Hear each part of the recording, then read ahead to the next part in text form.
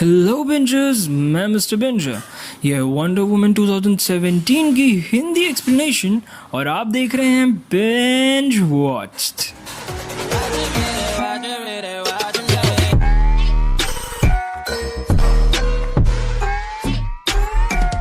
Well, अब Marvel universe की movies को A to Z समझाने के बाद हम इस चैनल पर ले आए हैं डीसी मूवीज की हिंदी एक्सप्लेनेशन, और इसकी प्लेलिस्ट भी हमारे चैनल पर मिल जाएगी जहां डीसी की सभी मूवीज एक एक करके सीक्वेंस में समझाई गई है। लिंक आई बटन, डिस्क्रिप्शन और वीडियो के एंड में मिल जाएगा। ये कहानी शुरू होती है डायना प्रिंस से, जो एक आर्कियोलॉजिस्ट होती है। वहीं ब्रूस वेन के कुछ आदमी उसे एक ब्रीफकेस देकर चले जाते हैं जिसमें उसी की एक पिक्चर होती है और नोट होता है कि मुझे ओरिजिनल पिक्चर मिल गई है, पता नहीं अब तुम मुझे सच कब बताओगी। उसे देखकर डायना अपने पास्ट में चली जाती है, जिन फ्लैशबैक्स में उसे अपना बचपन दिखता है। वो एक ऐसे टापू थेमिस्कायरा पर रहती थी जहाँ सिर्फ लेडीज एंड फीमेल्स ही थी और सब काफ़ी स्किल्ड वॉरियर्स थे। उन्हें देखकर डायना भी अपने मूव्स करने लगती है, लेकिन वहीं उसकी माँ, उस टापू की क्वीन हिप्पोलिटा आती है और उसे अपने साथ ले जाती है। डायना को समझाती है कि उसे इन सब चीज़ों में नहीं पड़ना। तब हिप्पोलिटा की बहन, जो कि सेना की सेनापति भी होती है, वो पूछती है कि क्यों डायना को माँ उससे ये सब नहीं सीखने देना चाहती। तो वो बताती है कि डायना उस टापू की सबसे छोटी बच्ची है और वो उसका बचपन नहीं छीनना चाहती। उसी रात डायना फिर से अपनी माँ से सवाल जवाब करती है, तो हिप्पोलिटा उसे अपने बचपन की कहानी सुनाती है। वो कहती है ज्यूस ने इंसानों को बनाया, वो सब खुशी से मिलकर रहा करते थे, लेकिन फिर ज्यूस का बेटा एरीज आया और उसने सबके माइंड्स कंट्रोल करके एक दूसरे की तरफ नफरत और नेगेटिविटी भर दी, जिससे वो सब एक दूसरे के खिलाफ हो जाए।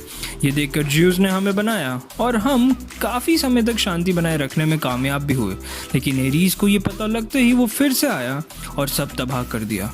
पर जब वो ज्यूस की ताकतों से भी शांत नहीं हुआ तो उन्होंने एक तलवार बना दी जिससे उसे ख़त्म किया जा सके, और अपने मरने से पहले हमारे लिए ये आइलैंड बना दिया जहाँ पूरे प्लैनेट से आइसोलेटेड और छुपे हुए रहते हैं ताकि हमें कोई चोट ना पहुँचा पाए, और वो तलवार भी सेफ रहे, जो कि सिर्फ काफ़ी शक्तिशाली लोग ही चला सकते हैं। और हिप्पोलिटा पहले ही डायना को उस तलवार को छूने से मना कर देती है, पर अपनी माँ के मना करने के बावजूद वो अपनी मासी से युद्ध कला सीखती रही। हर रात वो ट्रेनिंग लिया करती थी, लेकिन जब हिप्पोलिटा को ये सब पता चलता है तो पहले तो वो गुस्सा होती है, लेकिन अपनी बहन के समझाने के बाद वो डायना को ट्रेन करने के लिए अलाउ कर देती है।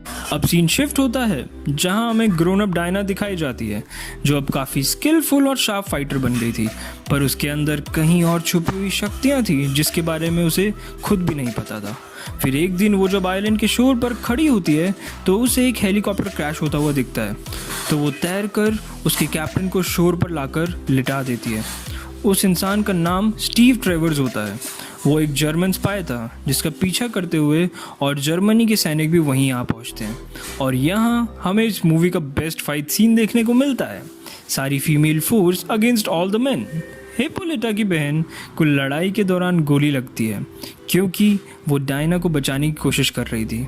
सब खत्म होने के बाद जब उन्होंने ट्रेवर से पूछा तो उसने पूरी कहानी बताई कि जर्मनी के लोग कुछ जहरीली गैस बनाने का सोच रहे हैं जिससे काफ़ी लोग मारे जा सकते हैं, और मैं उनकी खुफिया जानकारी लेकर भागा था, पर अगर मैं ये सब ब्रिटिशर्स को जाकर बता दूं तो सब टाला जा सकता है। बेसिकली इस अनजान आइलैंड के बाहर वर्ल्ड वॉर 1 के पूरा इंतज़ाम हो चुका था।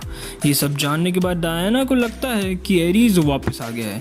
वहाँ की लेडीज़ ने एज यूजुअल कुछ नहीं किया। डायना डिसाइड करती कि वो ट्रेवर्स के साथ जाएगी और सब ठीक कर देगी, और साथ ही साथ वो उस तलवार को भी ले लेती है जो ज्यूस ने बनाई थी।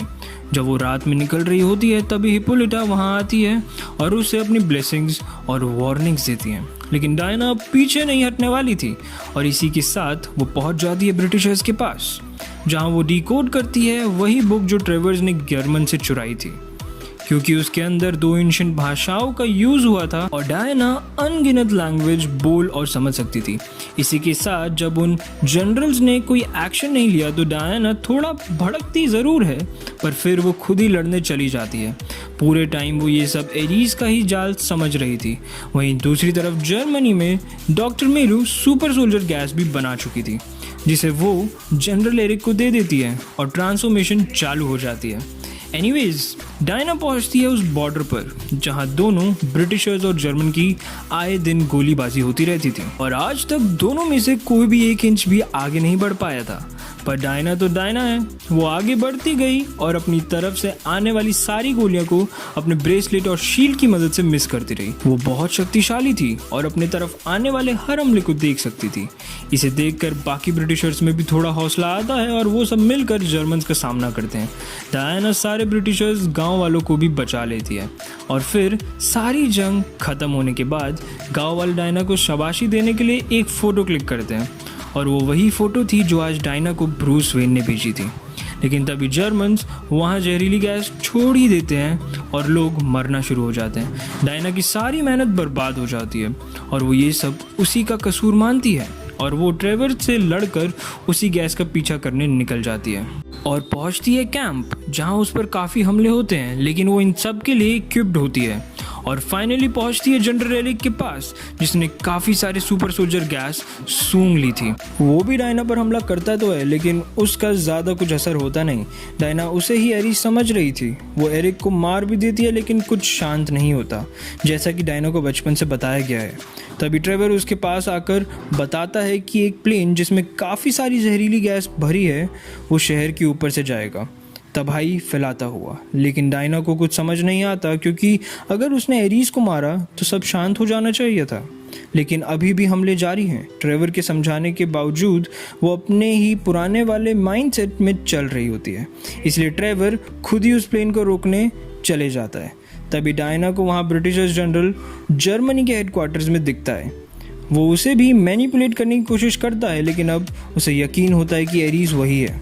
वो अपनी तलवार निकालती है पर वो जैसे ही एरिस से टच होती है तलवार ऐसे जल की राख होती है जैसे कोई पेपर। वो अब काफ़ी कंफ्यूज हो जाती है कि ज्यूज की बनाई तलवार तो एरिस को मार सकती थी। तब एरिस उसे बताता है कि ज्यूज ने उसे यानी डायना को बनाया इंसान का सामना करने के लिए। यहाँ हमें इस मूवी की बेस्ट फाइट सीन देखने को मिलती है। पहले तो डायना एरिस से पिट रही होती है, लेकिन जब ट्रेवर उसी प्लेन जिसमें वो बैठा था और जिसके अंदर वो सारी जहरीली गैस थी उसे ब्लास्ट कर देता है तो डायना गुस्से से आग बबूला हो जाती है और एरिस को मार देती है। वो अभी भी उसका माइंड कंट्रोल करने की कोशिश कर रहा था लेकिन कामयाब नहीं हो पाता। और क्योंकि ये एक समरी है मैं चाहूँगा कि इस फाइट के लिए ये मूवी आप ज़रूर देखें। Anyways back to the story. वहीं दूसरी तरफ ट्रेवर के साथ वो गैस बनाने वाली फैक्ट्री को भी बॉम्ब से उड़ा देते हैं जिससे वो गैस भी ख़त्म हो जाती है और सब जगह फिर से शांति और उम्मीद लौट आती है और ये मूवी यहीं ख़त्म हो जाती है। लेकिन ये वीडियो नहीं, क्योंकि अब मैं आपसे कहूँगा please like, subscribe and share. With that said, signing off, keep watching binge watched.